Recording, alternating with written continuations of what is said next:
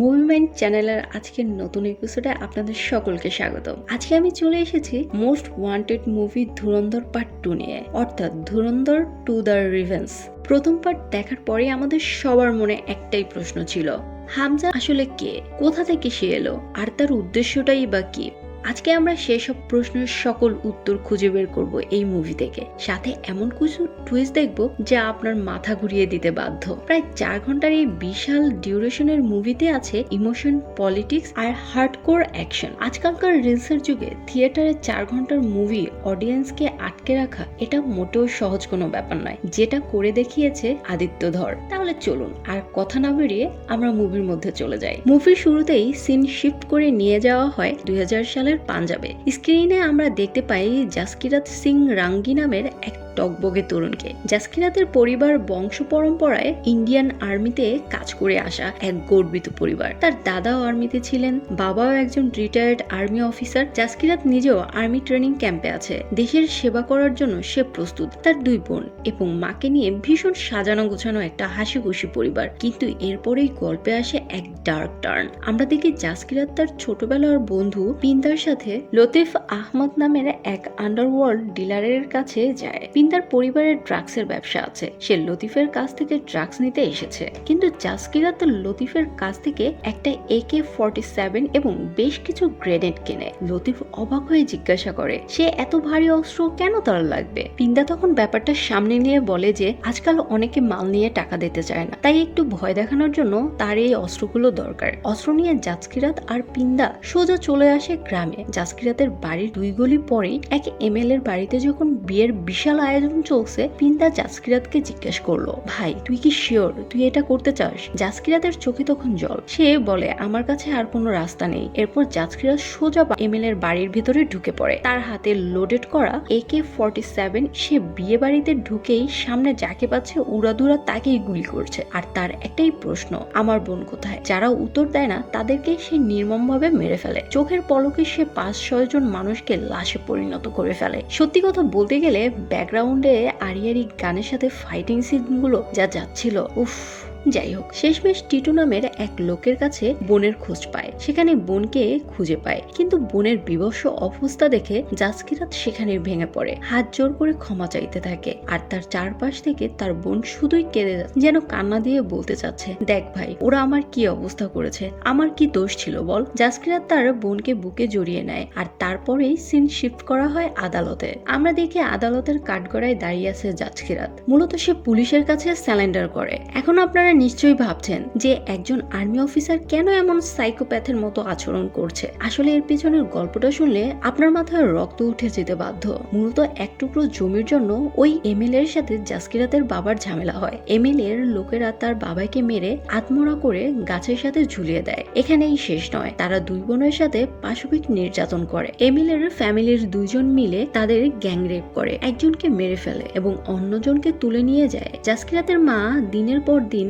আইনের দরজায় ঘুরছেন, কিন্তু পাওয়ার আর পলিটিক্স এর কাছে যেন সিস্টেম আজ অন্ধ। কোনো কেসই ফাইল হয় না। এই ব্যাপারটা জানার পরপরই জাসকিরাত আর্মি ক্যাম্প থেকে পালিয়ে আসে। বাস্তবেও কিন্তু আমরা এমন অনেক ঘটনা দেখি যেখানে সাধারণ মানুষ আইনের কাছে সুষ্ঠু বিচার না পেয়ে অন্যায়কে নিজের হাতে তুলে নেয়। জাসকিরাতের ক্ষেত্রেও ঠিক সেটাই ঘটেছে। কিন্তু আমাদের আইন তো ইমোশনাল দিয়ে চলে না, তাই আদালতে জাসকিরাতের ফাঁসির রায় শোনানো হয়। মৃত্যুর আগে জাসকিরাত তার বন্ধু পিন্ডার সাথে দেখা করে এবং তাকে কথা দেওয়ায় সে যেন তার বোনকে বিয়ে করে আগলে রাখে। 2002 সাল জাসকিরাতকে পুলিশ ভ্যানি করে একটি জেল থেকে সেন্ট্রাল জেলে ট্রান্সফার করা হচ্ছে। হঠাৎ করে রাস্তার মাঝখানে তাদের কভারফ্যানের উপর একদল অজ্ঞাত লোক হামলা করে এবং জাসকিরাতকে ছিনতাই করে নিয়ে যায়। পরের সিনে আমরা দেখি যে জাসকিরাত একটা সেফ হাউসে বসে আছে আর তার সামনে দাঁড়িয়ে আছে অজয় সান্যাল। অজয় সান্যাল হলো ইন্ডিয়ার ইন্টেলিজেন্স ব্যুরো চিফ। এখন অজয় সান্যাল মূলত এই হামলার নাটক সাজিয়ে জাসকিরাতকে এখানে নিয়ে এসেছে। জাসকিরাত অবাক হয়ে জিজ্ঞাসা করে যে তার মতো একজন ফাঁসির আসামিকে IB চিফের কেন দরকার। অজয় সান্যাল তাকে অফার দেয় দেশের হয়ে কাজ করার জন্য, বদলে সরকার তার ফ্যামিলির খেয়াল রাখবে আর তার ফাঁসি দেওয়া হবে না। কিন্তু জাসকিরাতের দেশের সিস্টেমের উপর থেকে বিশ্বাস পুরোপুরি উঠে গিয়েছিল। সে ক্ষোভের সাথে বলে, যে সিস্টেম আমার পরিবারকে বাঁচাতে পারে না, আমার বাবা বোনকে বাঁচাতে পারে না, আমি কেন সেই সিস্টেমের জন্য নিজের জীবন দেব? আর সেই সরকার কিনা আমার ফ্যামিলির খেয়াল রাখবে? এই জায়গাতে অজয় সানাল একটা দারুণ সাইকোলজিক্যাল চাল চালে। সে বলে, তোমার ভেতরে যে আগুন জ্বলছে, আমি সেই আগুনটাকে দেশের কাজে লাগাতে চাই। ফাঁসির দড়িতে তো তুমি মরবেই, কিন্তু আমি তোমাকে এমন একটা উদ্দেশ্য দিব যার জন্য তুমি মরলেও শহীদ হিসেবে অমর হয়ে থাকবে। শুধু তাই নয়, অজয় সানাল জাসকিরাতকে শোনায় যে আইপির তরফ থেকে অফিসিয়ালি জাসকিরাতকে মৃত ঘোষণা করা হয়েছে এবং তার মাকে আজীবন 30,000 করে পেনশন দেওয়ার ব্যবস্থা করা হয়েছে। নিজের পরিবারের এই সিকিউরিটি দেখে জাসকিরাত রাজি হয়ে যায়। এরপর শুরু হয় তার কঠিন ট্রেনিং। কিভাবে নামাজ পড়তে হয়, কিভাবে উর্দুতে কথা বলতে হয়, কিভাবে আন্ডার কভারে থাকতে হয়, সবকিছু তাকে শেখানো হয়। এভাবেই পাঞ্জাবের জাসকিরাত সিং রাঙ্গি চিরতরে হারিয়ে যায় আর জন্ম হয় পাকিস্তানের বেলুচিস্তানের নাগরিক হামজা আলী মাজারি। নিজের পরিবারের সাথে তোলার শেষ ছবিটাও পুড়িয়ে ফেলে তিনি। হামজার সোজা আফগানিস্তানে হয়ে পাকিস্তানে এন্ট্রি নেয়। গল্প এবার প্রেজেন্টে ফিরে আসে। আমরা ফার্স্ট পার্টে দেখেছিলাম রেহমান ডাকাত মারা গেছে আর তার মৃত্যুর পর লিয়ারি শহরে শুরু হয়ে গিয়েছে পাওয়ারের নোংরা খেলা। একদিকে আরশাদ পাপ্পু নিজেকে লিয়ারের নতুন বাদশা হিসেবে ঘোষণা করে, অন্যদিকে উজের এসপি আসলামের ওপর প্রতিশোধ নেওয়ার জন্য পাগল হয়ে ওঠে। এখানেও হামজা এক অদ্ভুত দাবা খেলার মতো চাল চালায়। সে উজারকে বোঝায় যে এসপি আসলাম তো শুধু একটা মোহরা, আসল মাস্টারমাইন্ড হলো আরশাদ পাপ্পু, কারণ পাপ্পুই উজিরের ভাইয়ের খবর এসপি কে দিয়েছিল। একথা শুনে উজের রাগে অন্ধ হয়ে যায়। হামজা আর উজের মিলে আরশাদ পাপ্পুর আস্তানায় যায়। তারা পাপ্পুকে জ্যান্ত ধরে আনে এবং লিয়ারির মাঝ রাস্তায় তার মাথা কেটে সেই মাথা দিয়ে ফুটবল খেলে। এই বিভৎস দৃশ্য দেখে পুরো লিয়ারি শহর আতঙ্কের সৃষ্টি হয়। হামজা চালাকি করে এই পুরো ঘটনার ভিডিও রেকর্ড করে পলিটিশিয়ান জারদারি এবং জামালি সাহেবের কাছে পাঠিয়ে দেয়। ভিডিও দেখে পলিটিশিয়ানদের তো রীতিমতো ঘাম ছুটে যায়। তারা বলছে যে উজকে কন্ট্রোল করা না গেলে তাদের রাজনৈতিক ক্যারিয়ার শেষ হয়ে যাবে। এসপি আসলাম তখন বুদ্ধি দেয়, আমরা কিছু নিরীহ ছাত্রকে এনকাউন্টার করে মিডিয়ার ফোকাস ঘুরিয়ে দিব আর এই ভাগে উজিরের বিরুদ্ধে আজীবন কারাদণ্ডের ওয়ারেন্ট বের করব। হামজা এই খবরটা পেয়ে উজিরকে বলে, ভাই তুই আপাতত দুবাই পালিয়ে যা, আমি সব সামলে নিব। উজিরের দুবাইয়ের ফ্লাইটে উঠে ঠিকই, কিন্তু হামজা আড়ালে দুবাইয়ের পুলিশকে টিপ দিয়ে দেয়। ফলে উজের দুবাই ল্যান্ড করতেই অ্যারেস্ট হয়ে যায়। খেয়াল করে আমরা দেখতে পাই যে এখানে প্রত্যেকটা ব্যাপারেই হামজা আলী মাস্টারমাইন্ড হিসেবে কাজ করছে। সে নিজের হাতে কাউকে না মেরে আরশাদ পাপ্পু এবং উজের দুজনকে রাস্তা থেকে সরিয়ে দিল। আর এখন পুরো লিয়ারের একমাত্র বাদশা হলো হামজা। সে শেরে পেলুস উপাধি গ্রহণ করলো। এরপর সে পলিটিক্যাল পাওয়ারের জন্য জামালি সাহেবকে বাধ্য করে তার দল পরিবর্তন করে এমএমপি পার্টিতে যোগ দিতে, কারণ করাচি যার পাকিস্তান তার। এভাবেই হামজা পুরো আন্ডারওয়ার্ল্ড এবং পলিটিক্স নিজের হাতের মুঠোয় করে নেয়। সময় এগিয়ে যায় 2024 সাল। ইন্ডিয়াতে মোদী সরকার ক্ষমতায় আসে। এই খবর দেখে পাকিস্তানের মেজর ইকবাল আর তার বাবা রীতিমতো টেনশনে পড়ে যায়। ঠিক তখনই তাদের ডাক পড়ে বড় সাহেব অর্থাৎ দাউদ ইব্রাহিমের কাছে। মুভিতে দাউদ ইব্রাহিমকে দেখানো হয় এমন একজন হিসেবে যে বিছানায় পঙ্গু অবস্থায় পড়ে আছে, কিন্তু সেখানে থেকেই সে পুরো ভারত পাকিস্তানের টেরর নেটওয়ার্ক কন্ট্রোল করে। দাউদ প্ল্যান করে যে সে ইন্ডিয়াতে ইউপি ইলেকশনের আগে 11,000 কোটি টাকার জাল নোট এবং বিপুল পরিমাণ ড্রাগ পুশ করবে। ড্রাগের টাকায় তারা ইন্ডিয়াতে যুব সমাজকে ধ্বংস করবে, সেই টাকা দিয়ে আবার অস্ত্র কিনে টেরোরিস্ট অ্যাটাক করাবে। এটা অনেকটাই উই পোকার মতো, যারা বাইরে থেকে কিছু না করলেও ভেতর ভেতর শক্ত কাঠের বাড়িকে একদম ফাঁকা করে দেয়। এই ড্রাগস রিসিভ করার দায়িত্ব পড়ে হামজা আলীর উপর। ইন্ডিয়া থেকে যারা ড্রাগস নিতে আসে তাদের রিসিভ করতে এয়ারপোর্টে গিয়ে হামজার তো মাটি সরে যাওয়ার অবস্থা, কারণ ইন্ডিয়া থেকে আসা লোকজনগুলোর মধ্যে একজন হলো পিন্দা, হামজার সেই ছোটবেলার বন্ধু। হামজা নিজেকে শত রাখে এবং কোনো রিয়াকশন দেয় না, কিন্তু হামজার বাড়িতে যখন একটা পার্টির আয়োজন হয় তখন পিন্দা নেশার ঘরে বাথরুমে যায়। হামজা তাকে হেল্প করতে গেলে পিন্দা হঠাৎ হামজাকে চিনে ফেলে। সে বলে, জাসকিরাত তুই এখানে, তুই তোর মা বোনকে ভুলে গেলি। পিন্দা জানায় যে সে তার বোনকে বিয়ে করেছে। হামজা তখন পিন্দাকে বোঝানোর চেষ্টা করে যেন সে ড্রাগসের ডিল ক্যান্সেল করে দেয়, কারণ এই ড্রাগস ইন্ডিয়াতে গেলে লাখ লাখ সংসার ধ্বংস হয়ে যাবে। কিন্তু পিন্দা এখন টাকার লোভে অন্ধ। সে উল্টো হামজাকে টেরোরিস্ট বলতে শুরু করে। দুজনের মধ্যে ধস্তাধস্তি হয়। মাতাল পিন্দা ব্যালেন্স হারিয়ে পড়ে গিয়ে তার মাথা ফেটে ডেড স্পট হয়ে যায়। হামজা কোনো উপায় না দেখে তার আন্ডার অফ কাভার সোর্স ওমরকে ডাকে। ওমর হামজাকে বাঁচাতে নিজের মুখ কাঁচি দিয়ে আঁচড় কাটে এবং পিন্দাকে গুলি করে। সে মার্ডারের দায়ে নিজের কাঁধে নিয়ে নেয়। শুধু তাই নয়, হামজাকে নির্দোষ প্রমাণ করার জন্য হামজাকে বাধ্য হতে হয় সবার সামনে নিজের ফোর্স ওমরকে গুলি করে মারতে হয় তাকে। হামজা যখন গুলি করে এজেন্টকে মেরে ফেলে তখন হামজাকে জিজ্ঞেস করা হয় এটা কি করলে, কিন্তু তখন হামজা মাতাল হওয়ার ভান করে। এটা বোঝাতে চায় যে তার বাসায় ঢুকে তার মেহমানকে মারছে তাই ওকে গুলি করে মেরে ফেলেছে। আসলে যে এটা একটা নাটক তা এসপি আসলামের বুঝতে বাকি রয় না। হামজা যে এমনি এমনি কাউকে মারবে না এই ব্যাপারটাই সে নিশ্চিত ছিল। এছাড়া এসপি আসলামের সন্দেহ প্রথম থেকেই হামজার উপরে ছিল আর এই ঘটনার পর সন্দেহ আরো বড় হয়ে গেল। অন্যদিকে হামজার বউ ইয়েলেনারও কিছুটা সন্দেহ হয় যার কারণে হামজার যাবতীয় ব্যাগ ট্যাগের তল্লাশি শুরু করে দেয়। এতে করে সে একটা ডায়েরি পেয়ে যায়। তার মনে পড়ে যায় সে ডায়েরিতে অনেক কয়বার হামজাকে লিখতেও দেখেছে। আসলে সেই ডায়েরিতে হামজা ওইসব টেরোরিস্টদের নাম লিখে রাখতো যাদেরকে সে খুন করেছে। ডায়েরি দেখে ইয়েলেনারে বুঝতে বাকি থাকে না যে তার স্বামী আসলে একজন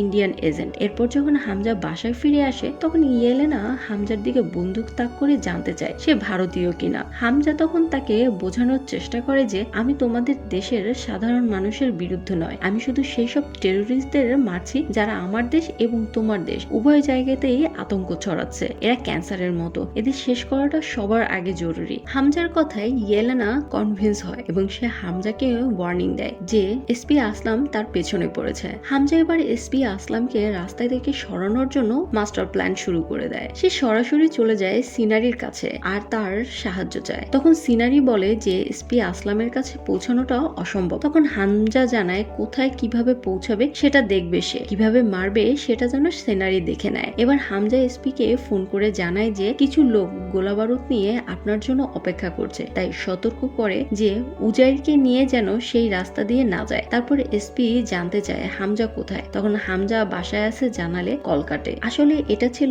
একটা পরিকল্পিত চাল। যেহেতু এসপি হামজাকে টার্গেট করে ফেলেছিল তাই এইবার এসপি আসলাম যখন সদল বলে হামজার বাড়ির দিকে রওনা হয় তখন হামজা আগে থেকেই সেট করে রাখা একজন সুইসাইড বোম্বার দিয়ে এসপির গাড়িতে ধাক্কা দেওয়ায়। বলে রাখা ভালো যে যার নাত্রীকে এসপি আসলাম বিনা দোষে মেরেছিল সেই লোকেই বোম্বার হিসেবে কাজ করেছে। এরপর এক বিশাল বিস্ফোরণে এসপি আসলামের চ্যাপ্টারে চিরতরে ক্লোজ হয়ে যায়। অন্যদিকে আদালত উজাইরকে 36টি কেসের দায়ে 12 বছরের জেল দেয়। হামজা উজাইরের সাথে দেখা করতে যায় আর বলে যে যেভাবেই হোক তাকে ছাড়িয়ে আনবি, কিন্তু সত্যটা যে কি তা আপনারা ভালোই বুঝেছেন। যাই হোক, হামজা এবার দুবাই গিয়ে দেখা করে অজয় সান্যাল। তাদের সিক্রেট প্ল্যান ও জাল টাকা নিয়ে চলে কথাবার্তা। এরপর আসে 2016 সাল। ইন্ডিয়াতে হঠাৎ করে 500 এবং 1000 টাকার নোট বাতিল করে দেওয়া হয়। এই একটা মাস্টার স্টকে দাউদ ইব্রাহিমের ফেক কারেন্সির পুরো নেটওয়ার্ক ধসে পড়ে। দাউদের 60,000 কোটি টাকার জাল নোট প্রিন্ট করা ছিল যা এখন স্রেফ কাগজের টুকরা। জাল নোটের ডিলার খাগানি উপায় না দেখে হামজাকে কল করে। হামজা সোজা তার ফ্যাক্টরিতে যায় এবং তাকে খুন করে সেই জাল নোটের পাহাড় জ্বালিয়ে দেয়। এবার অজয় সান্যালের তরফ থেকে হামজাকে ফ্রি হ্যান্ড দিয়ে দেওয়া হয়। এরপর শুরু হয় হামজার কিলিং স্প্রি। ইন্ডিয়াতে হওয়া বড় বড় হামলার সাথে জড়িত সমস্ত মাস্টার মাইন্ডদের হামজা একে একে খুঁজে বের করে আর কুকুরের মতো মেরে ফেলে। এর মধ্যে একজন ছিল জহুর মিস্ত্রি, যে 1999 সালের আইসি 814 হাইজ্যাক করেছিল। হামজা তাকে মারার আগে অজয় সান্যালকে ভিডিও কল দেয়। জহুর মিস্ত্রি একসময় বলেছিল হিন্দুরা ভীতু জাতি। হামজা আজ তাকে দেখিয়ে দেয় যে আসলে তারা কতটা ভয়ঙ্কর হতে পারে। ভিডিও কলে অজয় তাকে দিয়ে ভারত মাতাকে জয় বলিয়ে তারপর তার বুকে গুলি চালায়। ইন্ডিয়ার এই লাগাতার হামলার কারণে এবার দাউদ ইব্রাহিম ইন্ডিয়াতে হামলা করার জন্য মরিয়াও হয়ে ওঠে। সে লস্করি তাইবার 40 থেকে 50 জন মুরিদ তৈরি করে ইন্ডিয়াতে এক বিশাল হামলার জন্য, আর এদের জন্য অস্ত্র সাপ্লাই দেওয়ার দায়িত্ব পড়ে হামজার উপর। হামজা বুঝতে পারে যে এবার আর লুকোচুরি নয়, সরাসরি ফাইট করতে হবে। হামজা অস্ত্র নিয়ে মেজর ইকবালের সাথে দেখা করতে যায়, কিন্তু ততক্ষণে এসপির এক অফিসার ইয়েলেনার বাচ্চাকে জিম্মি করে ইয়েলেনার কাছ থেকে হামজার আসল পরিচয় জেনে নেয় এবং মেজর ইকবালকে সব জানিয়ে দেয়। মেজর ইকবাল সামনে গিয়ে হাসতে থাকে, বলে যে তোর খেলা শেষ। সে হামজার বুকে একটা বিশাল ছুরি ঢুকিয়ে দেয় ও ভয়ঙ্কর ভাবে মারে। হামজার রক্তাক্ত অবস্থায় মাটিতে লুটিয়ে পড়ে, কিন্তু তার মুখ ভরা শয়তানি হাসি। তখনই ইকবালকে নিয়ে তামাশা করে বলে যে নিজেকে কাফেরের জল্লাদ মনে করে, সেটা আবার কিসের জল্লাদ। এটা বলে হামজা হাসতে থাকে, কারণ হামজা যে অস্ত্রগুলো সাপ্লাই দিয়েছিল তার প্রতিটা বক্সেই টাইম বোমা ফিট করা ছিল। এবার বাইরে থেকে হামজার সোর্স বোতাম টেপার সাথে সাথেই পুরো বিল্ডিং এক ভয়াবহ ব্লাস্ট হয়। আগুনের নেলিহান শিখা চারদিকে ছড়িয়ে পড়ে। রক্তাক্ত হামজা মাটি থেকে উঠে দাঁড়ায় এবং ইকবালের লোকদের একে একে মারতে থাকে। হামজা এবং মেজর ইকবালের মধ্যে অনেক ধস্তাধস্তি হয়। ইকবাল ভয় পেয়ে পালাতে শুরু করে, কিন্তু হামজা হাত থেকে বাঁচার কোনো উপায় নেই। হামজা ইকবালকে টেনে হিঁচড়ে এনে একটা পেট্রোল ট্রাঙ্কের ভেতর ফেলে দেয় এবং আগুন লাগিয়ে দেয়। সবকিছু শেষ করার পর হামজা ইয়েলেনাকে শেষবারের মতো কল দেয় এবং বলে যে আমি চাই শেষবার আমাকে আমার আসল নামে ডাকো। ইয়েলেনা যখন তাকে জাসকিরাদ বলে ডাকে, হামজা তখন একটা অদ্ভুত শান্তি নিয়ে পাকিস্তান আর্মির কাছে স্যালেন্ডার করে। এরপর পাকিস্তান আর্মি হামজাকে ধরে নিয়ে গিয়ে অমানসিক টর্চার শুরু করে। আইএসআই এর নতুন হেড জেনারেল শামশাদ আহমেদের প্ল্যান করে যে পুরো দুনিয়ার সামনে তারা ইন্ডিয়াকে এক্সপোজ করবে, কিন্তু তখনই অজয় সান্যাল তাকে ফোন করে। তাকে বলে যে যাকে ধরেছ তাকে যেন ছেড়ে দেওয়া হয়, কিন্তু সে রাজি হয় না। তখন অজয় সান্যাল তাকে কিছু ছবি ও ভিডিও পাঠায়, যেখানে দেখা যায় যে শামশেদ লুকিয়ে ইসরায়েলের সাথে নিউক্লিয়ার অস্ত্র তৈরির মেথড লিঙ্ক করার ডিল করছে।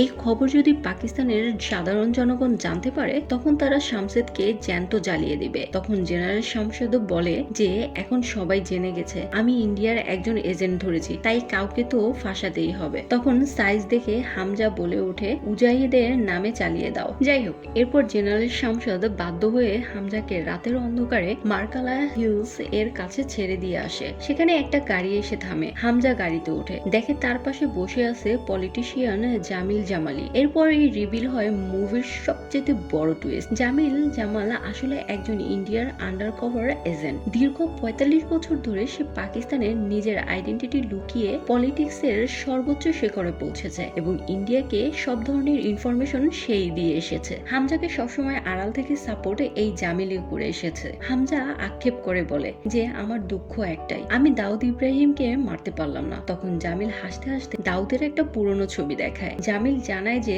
দাউদ ইব্রাহিম যে আজ পঙ্গু বিছানায় পড়ে আছে এটা জামিলেরই জন্য। জামিলই অনেক বছর আগে দাউদের শরীরে ডিআরডিও তৈরি স্লো পয়জন পুশ করেছিল। জামিল বলে একবারে মারার চেয়ে তিল তিল করে মেরে ফেলার মজাই আলাদা। যাই হোক, হামজা অবশেষে ইন্ডিয়াতে ফিরে আসে। অজয় সান্যাল তাকে বলে যে তোমার মিশন কমপ্লিট, কিন্তু তুমি তোমার পুরনো পরিচয়ে আর ফিরতে পারবে না। এরপর আমরা দেখি যে জাসকিরাত তার গ্রামের বাড়িতে যায়। দূর থেকে এসে তার মা, বোন এবং পিন্দার ছেলে মেয়েদের দেখে। সে দেখে যে তার পরিবার একটা সুন্দর স্বাভাবিক জীবন কাটাচ্ছে। সে বুঝতে পারে যে যদি এখন সবার সামনে যাওয়া হয় তাহলে তাদের এই সাজানো জীবনটা আবার এলোমেলো হয়ে যাবে। তাই সে নিজের পরিবারকে দূর থেকে দেখে চোখের জল মুছতে মুছতে অন্ধকারে মিলিয়ে যায়। এরপর স্ক্রিনে ভেসে ওঠে মুভির কোর মেসেজ। দেশের জন্য নিজের সবকিছু ত্যাগ করাই হলো একজন সৈনিকের সবচেয়ে বড় ধর্ম। আর এখানেই শেষ হয় ধুরন্ধরের অসাধারণ গল্প। তো বন্ধুরা, আজকের ধুরন্ধর মুভির পার্ট 2 তোমাদের কেমন লাগলো অবশ্যই কমেন্ট করে জানাতে ভুলবে না।